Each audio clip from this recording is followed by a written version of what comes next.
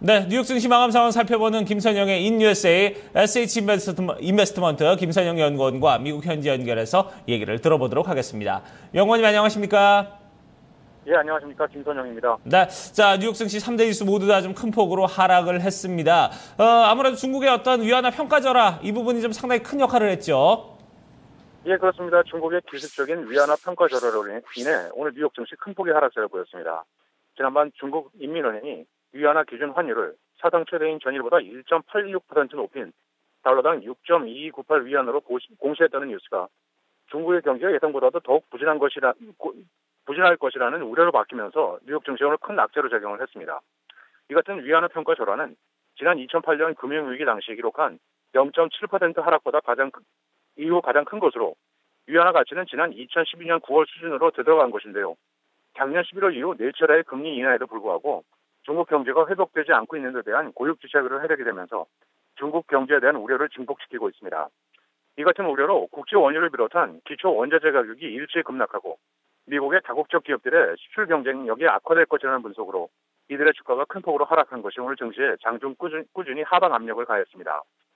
업종별로는 항공사와 유틸리티, 주택건설, 통신업종 등이 소폭 상승했던 반면 WTI 국제 원유 가격이 4%가 넘게 급락해 6년 최저인 배럴당 43달러 선까지 밀리면서 에너지 업종이 일제히 급락한 것을 비롯해 IT, 제조업, 자동차, 금융, 소매, 제약, 바이오 등 대부분이 하락했으며 마지막으로 오늘 10년 만기 국채금리는 어제보다 크게 내린 2.137%의 거래를 끝냈습니다. 네, 자 이제 증시 이슈와 특징 종목들도 좀 살펴보도록 하겠습니다. 일본의 스미모토 생명이 이 미국의 시메트라 파이낸셜을 인수하기로 했다면서요? 예, 그렇습니다. 일본의 스미토모 생명보험이 워싱턴주에 본사를 두고 있는 보험사 시메트라 파이낸셜을 약 37억 3,200만 달러에 인수합니다. 전체 인수 절차는 미국과 일본 양국 기관들의 승인을 거쳐 내년 1, 4분기 중 마무리될 계획이며 시메트라 주주들은 주당 32달러와 함께 특별배당 50센트를 지급받게 되는데요. 지난 1997년에 설립된 시메트라는 기업보험을 전문적으로 하는 업체로 미국 전역에 170만 명의 가입자를 두고 있으며 지난해 보험료 수입은 21억 8천만 달러로 전년 같은 대비 2% 증가했으며 순이익은 2억 5,440만 달러로 15%의 증가세를 보인 바 있습니다. 오늘 시메트라 파이낸셜은 6.8%가 상승하면서 거래를 마쳤습니다. 오늘 그 외의 특징 종목들입니다. 증권사 파이퍼 제프리가 애플의 중국 매출이 전체의 16%를 차지한다면서 중국 경제 위축 가능성을 이유로 투자기를 매수해서 중립으로 낮춘 데 따라 애플의 주가가 5% 급락하면서 오늘 IT 업종 전체를 끌어내렸습니다. 세계 최대의 인터넷 업체 구글은 알파벳으로 명명된 지주회사를 설립해 여러 회사를 자회사로 편입하는 구조 개편 계획을 밝히면서 4.2%의 오름세를 보였고 인터넷 보안 소프트웨어 업체 시만텍은 자회사인 데이터 스토리지 업체 베리타스를 당초 예상보다 더 적은 80억 달러의 사모펀드 칼라일에게 매각하기로 했다는 소식에 6%의 급락세를 보였습니다.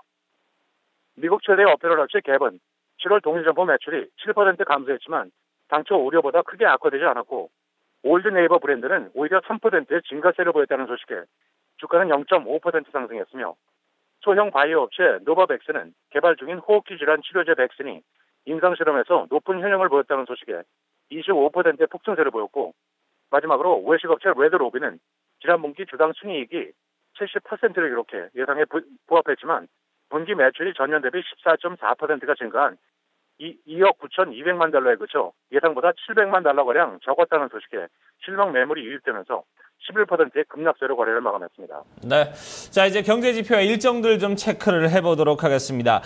상무부에서 6월 도매 재고 발표를 했는데 전월보다 증가하는 모습을 보여줬네요. 예, 그렇습니다. 연방 상무부에 따르면 GDP 산정에 반영되는 핵심 요소 중 하나인 지난 6월 미국의 도매 재고가 전달보다 0.9%가 늘어나 당초 0.4%였던 시장의 예상을 웃돌면서 3개월 연속 증가세를 유지한 것으로 집계되었습니다.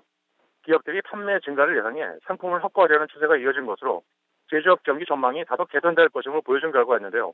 하지만 6월의 도매 판매는 0.1%가 그쳐 0.5%였던 예상을 큰 폭으로 밑돈 것으로 나타났습니다.